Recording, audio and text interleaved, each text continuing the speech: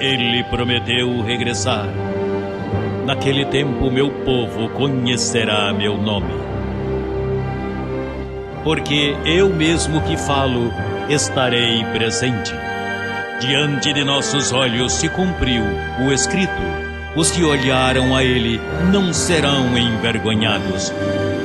Logo veremos sua transformação. Aqui está Jesus Cristo homem.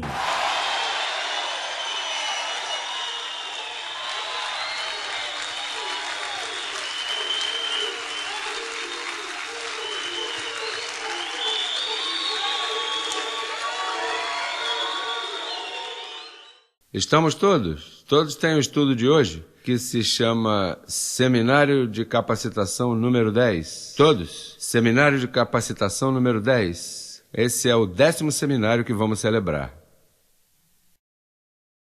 Bem, Efésios capítulo 4, do versos 13 ao 16. Efésios 4, do 13 ao 16. Todos sentadinhos, acomodados com a palavra em sua frente, diz: até que alguns cheguemos à unidade da fé.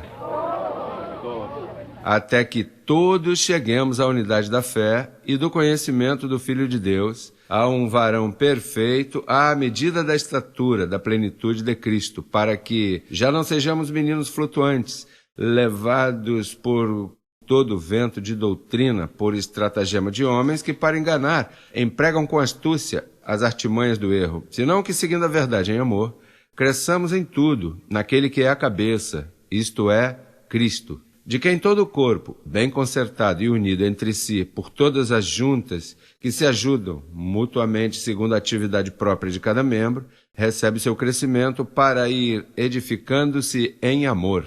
Preste atenção. O que a cabeça diz, o corpo tem que receber. Cristo é a cabeça e nós somos seu corpo, a igreja. Se a cabeça fala, o corpo deve receber. Imagine que a cabeça vá para lá e o corpo vá para o outro lado.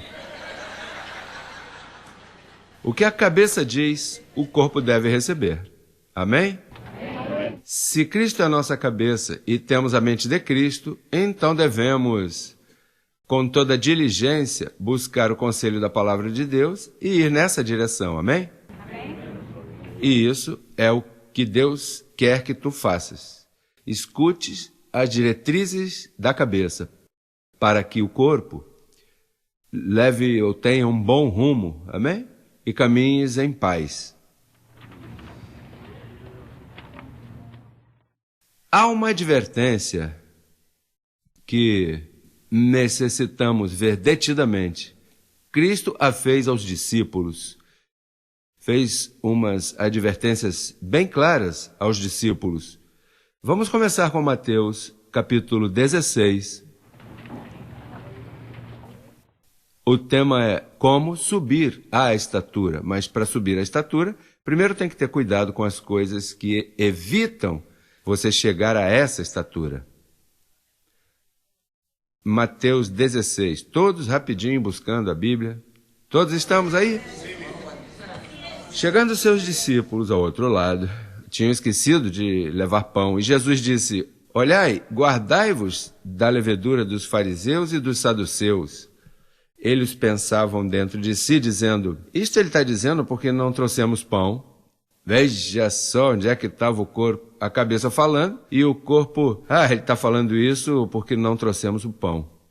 Jesus vem e diz: guardai-vos da levedura. E então os discípulos estão aí pensando no pão.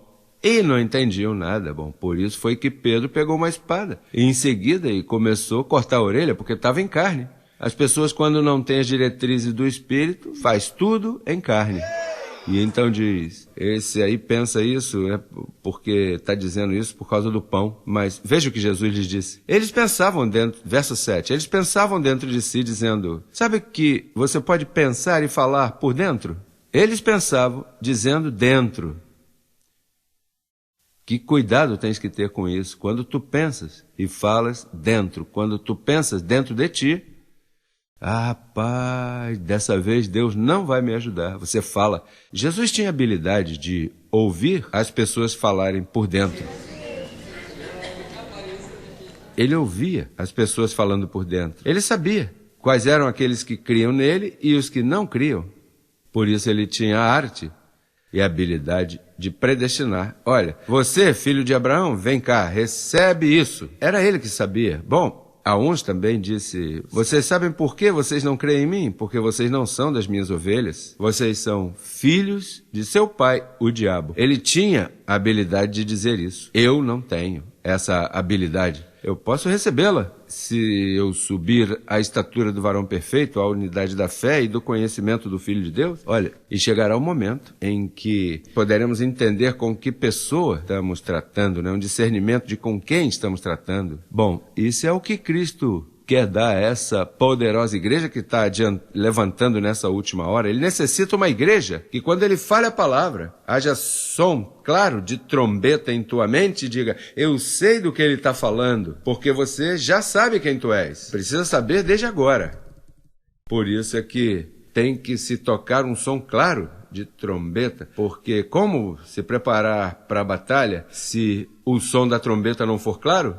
Tem gente que prega por aí, não, porque você está salvo, mas não está salvo. Sim, porque está salvo, ainda que ele sim se salvou, mas não te salvou eternamente. Então é um som que de repente você não sabe se está em dó, ré, mi, fá, sol, lá, si. Você não sabe se é fá, se é si, se é dó.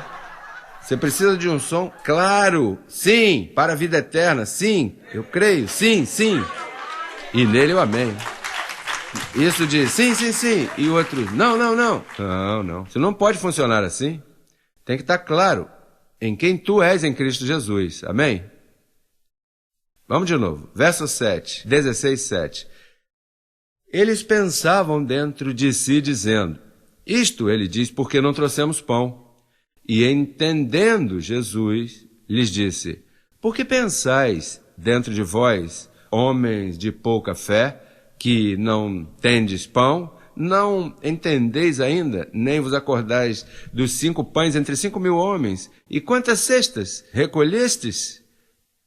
Nem dos 7 pães entre os 4.000, e quantas cestas recolhestes? Como é que não entendeis que não foi pelo pão que vos disse que vos guardasses da levedura dos fariseus e dos saduceus?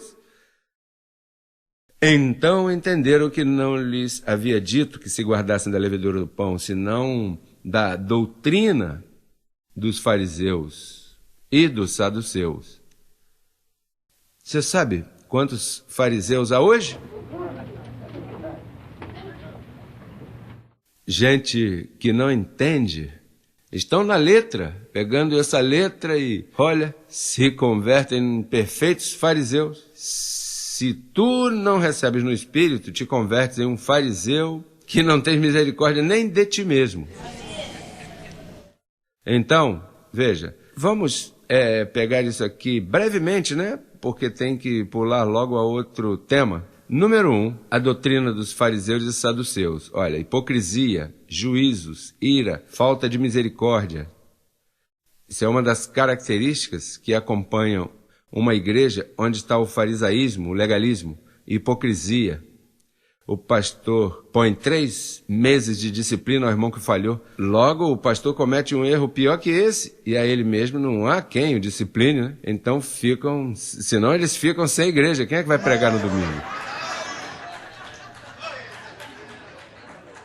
Muitas coisas que não estão em linha com a palavra do Senhor. Você vê muitas coisas. O que acontece é que tu és humilde e ficas calado. Não, porque tem que amar o pastor, tem que amar a igreja. E é verdade, mas dentro desse amor, eu chamo de amor mal guiado, ou amor sem ciência, o erro continua caminhando na igreja.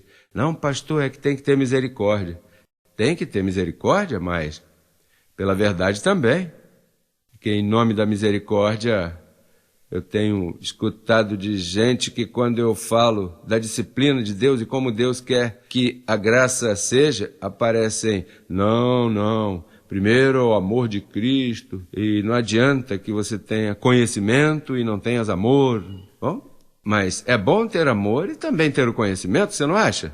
Então, hipocrisia é uma das coisas que você verá manifestando-se numa igreja. Então, o segundo é a ira, juízos e ira. O pastor irado no nome de Jesus. Já viu esses pastores irados em nome de Jesus? Que aqui se respeita. Você sente que há um tom de ira nesse pastor. Que aqui só cabe... Então, isso é em nome de Jesus. Então, as pessoas que não têm ciência não sabem identificar que isso aí é ira. Essa é a carne irada. Bom, a lei produz ira. Um pastor irado é um pastor em lei. A lei produz ira. Amém? Uma das coisas que você não tem visto e nunca verás é a mim irado, nunca. É porque eu não estou em lei, eu estou em graça. E a graça, o que me dá é paz para pregar em amor e em tranquilidade. Na ira, não. Na ira, a lei, indiscutivelmente, a lei. Amém? Ponto B. Sepulcros caiados. Observações externas. Uma das características daquele que está em lei é que julga muito por aquilo que ele vê. Que, digo, e o que se vê é importante, mas é que dá muita validade ao estado de como vê as coisas. Paulo, uma vez, escrevendo aos Coríntios, disse: em breve vou visitá-los para ver a esses que se gloriam na aparência e não no coração, ou no espírito. Isso não quer dizer agora que a ti não te importa nada da aparência externa e que vais abusar do teu corpo e... Sabe, eu não gosto nem de discutir isso, falar de moda. Sabe por quê? Porque aquele que está em graça é tão prudente, tão sábio, que quando abusa de algo, ele mesmo sabe. Quando ele se veste e vê que está fora de um decoro, ele mesmo se dá conta. Ninguém tem que estar criticando nem perdendo tempo com isso. Já se deu conta que um homem ou uma mulher que amam o Senhor e que verdadeiramente estão crescendo em graça e que amam as coisas espirituais, não abusam de seu corpo com umas modas extravagantes, afrontando todo mundo. E se está fazendo isso, quem és tu para julgá-lo? Deixe que ele siga fazendo, que vai crescendo e se dá conta enquanto isso. Sim, porque a graça ensina, a graça não condena. A graça é um espírito de ensino e tu deves ter a paciência enquanto a pessoa aprende. A mim não me aborrece uma irmã que se vista como se vista. Eu sei que está se vestindo de uma forma que, quem sabe, é muito forte, mas se não aborrece ao esposo, quem sou eu para me aborrecer com isso?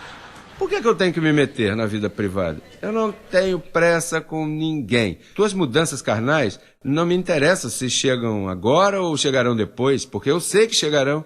Então, tiramos isso do meio e não damos importância.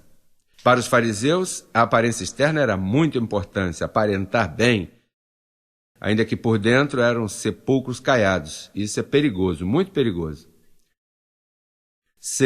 Ponto C. Autossuficiência. Eu jejuo, eu observo, eu cumpro, eu. Autossuficiência. Justiça própria. Rapaz, quando Paulo falou disso, ele disse: e ser achado nele, não tendo minha própria justiça, senão a justiça que é pela fé de Jesus Cristo. Filipenses 3:9. Então a autossuficiência é perigosa. Perigosa. Porque a autossuficiência é eu. Segundo minhas forças. Não segundo o desígnio de sua vontade, segundo o desígnio de minha vontade. Isso é perigoso. Há perigo quando a carne está no meio, dirigindo e observam toda a tradição judaica. Não, isso é um Velho Testamento, Jesus. Não, Jesus se passava observando essas tradições. Ele não é Deus? Sim, mas olha, isso é a lei é de Deus, é santa. Mas por que você diz que nos cuidemos disso? Mas veja como jejuam. Tem que cuidar-se dessa doutrina. Eu não entendia muito, porque, olha, isso traz umas mudanças tremendas. Por exemplo, quando Jesus ia à cruz do Calvário, Jesus mudava de identidade completamente. Jesus, de repente, olha, era um câmbio de um Jesus histórico a um Jesus Deus conosco. Olha, era um câmbio de Jesus, o Messias, a Emanuel. Ele vai despertando os olhos do povo, que aos seus discípulos, ainda que seja, fosse, para ver se entendiam. Porque haveria um corre-corre, quando ele estivesse na cruz, haveria um corre-corre que não iriam se encontrar. O único que estava aí firme foi o ladrão.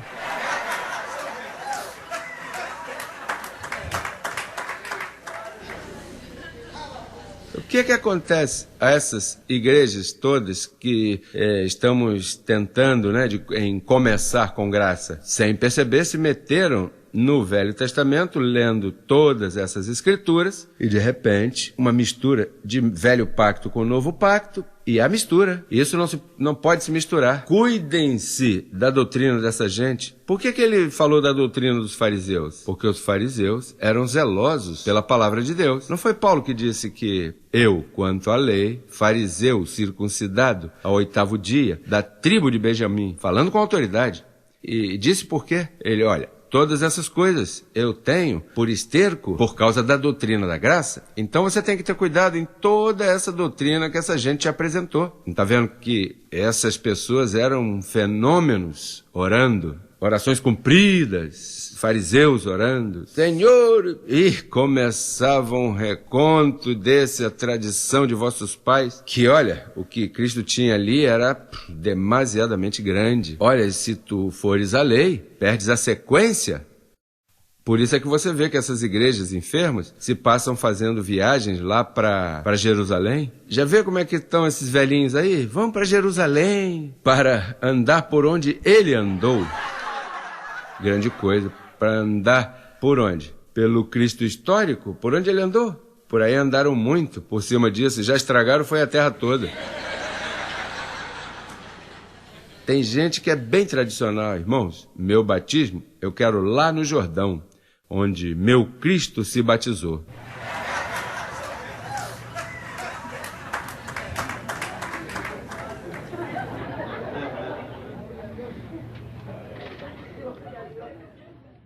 Preste atenção. Sabe o que o Paulo disse, falando desse Cristo histórico? Falando do Cristo antes de morrer?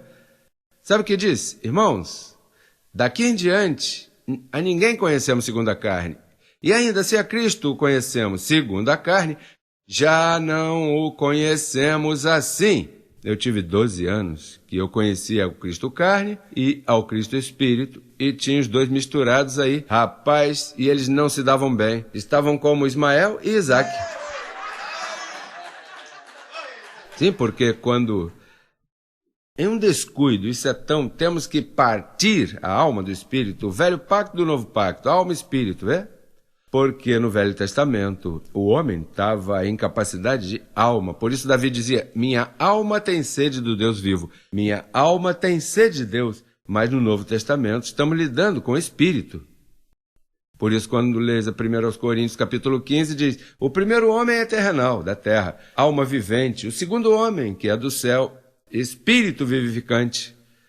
Isso tem que ser dividido. Naturalmente, no processo de dividir isso, vão te perseguir. Vão dizer, não, você não acredita no Velho Testamento. Isso aí é a palavra de Deus. E entram por aí. Então você tem que, porque tu tens revelação do Espírito. Então tu tens que explicar com muito, olha, não é que eu não creio no Velho Testamento. É que aquele era um pacto com defeitos. E Deus encontrou lugar para um melhor pacto. Mas em meio disso a pessoa já está turbada. Não, tem que ter cuidado, que não crê no Velho Testamento, vê? Então está confuso. Então você já tem a revelação. Você quer crer em tudo o que Deus tem para ti. Olha, se Deus tivesse colocado 5 testamentos, eu acreditaria nos 5. O que acontece é que ele me deu um último e melhor pacto. Então me conformo com esse, fazer o que ele diz. Agora, preste atenção. E tenho que falar assim. Tenho que falar como vou te falar agora. Sem modificações. Mesmo que você não me entregue mais nada, eu vou te dizer. Todas as igrejas atuais no planeta Terra estão contaminadas com a mescla dos 2 pactos. E quando tu as mescla, há uns curtos-circuitos. E sabe onde se vê isso? Na boca dos crentes. Há misturas. E há umas diretrizes para ti, do apóstolo Paulo, quanto a essa mistura, que não funciona. Nessa tarde, há diretrizes específicas para teu espírito, para que sejas um crente neotestamentário, agradando ao Espírito de graça, em troca, quando te atreves a fazer isso, vem um acompanhamento angelical a teu cuidado e uns benefícios da parte de Deus que você nunca teve antes. Porque se você entrar por aí, imagina que um bebê você o coloca lá em cima da geladeira e você diga ao bebê, um bebezinho que você diz, vem, joga-te. E você já viu o que os bebês fazem? E você diz, vem, e de repente quando ele se jogar, você sai assim e deixa. Olha, parece até que você sentiu o golpe aí, verdade? Sabe lá o que é um bebê assim, se jogar e você defraudá-lo? Mas quando você sacar toda a tradição e se jogar assim completamente na graça, você se joga, peraí, mas se isso não funcionar? Joga-te. E aí tá o Senhor que vai te abençoar. Mas essa misturia não, enquanto você tiver com um pé em crescendo em graça e se por acaso com um pé lá... Olha... Tu estás em duas águas, está como as ondas do mar, para quê, para lá. Não, tu tens que ser, olha, uma decisão, dentro da graça, o Senhor vai te respaldar. Isso custa um pouco de negar-se a si mesmo. Olha, para mim foi forte fazer isso, pelo amor que eu tinha aos ministros, que eram meus amigos. Não está vendo que agora mesmo eu me constituo num problema para aquele evangelho que está estabelecido? Eu sou um problema terrível para eles. Quando eu chego num lugar, a dividir e se formam aí 16 mil problemas. A igreja que me convidar a pregar se rende em pedaços nesse mesmo momento. Separe-te em pedaços. Já viu que a mim ninguém convida a pregar? Sabe onde eu prego? Aqui. Porque em outro lado, qualquer pastor, quem será o pastor agora mesmo que aí esteja na rádio, que diga, pastor, olha, você quer visitar aqui, fazer uma campanha, ainda que seja de meia hora? Porque, olha, tão logo termina a mensagem, verão, peraí, pastor, vai ter que mudar isso aqui, hein? Tem que mudar. Não, isso está estabelecido por quem? Pela Bíblia? Não, pela Bíblia não, pela nossa denominação. Não, eu quero que esteja por isso aqui, respaldado por isto. Então Jesus disse aos discípulos, que já os tinha preparados para enviá-los sozinho, amém? Então ele lhes advertiu, olha, em breve me vou, mas vocês têm que se cuidar disso. Não arraste isso para cá, para a igreja. Não tragam essas atitudes de jejum e castigo corporal e aparência, porque agora isso aqui é um pacto interno, no coração, no espírito. O que eu trago agora é no espírito, é muito mais poderoso. Isso não lida com o de fora, isso se mete por dentro e o de fora muda automaticamente. Tem que ter cuidado, porque as pessoas estão muito apegadas ao de fora e podem colocar prioridade ao de fora e não ao de dentro, que é o que tem se passado aí. Cuidem-se dessa levedura, porque há levedura. Isso se pega. E sabe a quem isso se pega? Aos recém-convertidos. Quando uma pessoa se converte aí, encontra aí essas águas, Jesus Cristo vem às suas vidas, de repente está tão contente. E a primeira coisa que escuta, o que tem que fazer. Por isso é que o sistema tem que se romper para que venham igrejas como esta, que quando chegarem assim, recém-convertidos, recebam para o interior, para o espírito. Lá não, lá tem mistura. E Cristo teve que dizer aos discípulos, cuidem-se disto, se não se cuidarem disso, vocês vão pagar as consequências.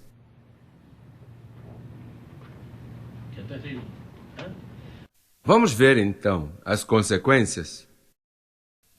Resultados dessas advertências na vida de Pedro. Gálatas capítulo 1. Vamos a Gálatas. Cristo advertiu, mas Pedro não entendeu. Estava pensando que era pão. Vamos a Gálatas rapidinho para saltar a outra advertência. Essa aqui vocês já conhecem, mas é necessário repetir, né? Como dizem. Ainda que vocês já estejam confirmados na verdade presente, não me molesto de repetir-lhes as mesmas coisas, né? Vamos ver o processo paulino para repreender uma pessoa que está com mistura. O processo paulino, que é o processo que nós usaremos para repreender aos pedrinos. Porque há muitos Pedros. O pastorado está em Pedro, não chegou ainda em Paulo. Ou seja, tu e eu estamos fazendo a ponte para levá-los a Paulo, para que saiam da imagem do Cristo histórico que Pedro tinha. O Cristo da história é o Cristo da lei. E não é que haja dois Cristos. Você é um bom entendedor? Você me entende? Quantos dizem amém? Você não está entendendo mal, não, né? O Cristo, dois Cristos, esse homem está confuso, dois Cristos? Não, peraí, eu estou dizendo que Cristo primeiro veio numa etapa de cumprir a lei, mas uma vez tenha cumprido a lei, tenha tirado do meio, tenha te livrado da lei, então ele é Deus conosco. Por isso, quando Maria veio tocá-lo, ele disse: não me toque ainda, rapaz, porque eu não sou o Cristo que tu conheceste em tua barriga. Agora eu vou voltar para o lugar de onde eu vim. Calma, rapaz, isso mudou completamente. Você não sabe de quem sou eu. Eu sou o Criador do céu e da terra. O que acontece é que Satanás se meteu nesse mundo através do ventre de Eva. Satanás se meteu neste mundo através do ventre de uma mulher, de Eva. Quando Eva comeu, a concupiscência entrou e nos danificou a todos. Por isso ele veio, se meteu no ventre de Maria e agora tu comes o pão de vida e as coisas se acertam para você. Verdade que é assim? Não é? Então o diabo veio e se meteu pelo ventre de uma mulher e Deus disse: vamos usar o mesmo caminho para vencê-lo em todos os seus níveis. Se meteu pelo ventre de uma outra mulher. Por aí. E aí então Eva danificou a nossa parte carnal, porque herdamos essa concupiscência quando ela desobedeceu. Mas então veio Cristo glorificado e consertou a nossa parte espiritual e deixou a carnal danificada até retornar um dia e nos transforma completamente.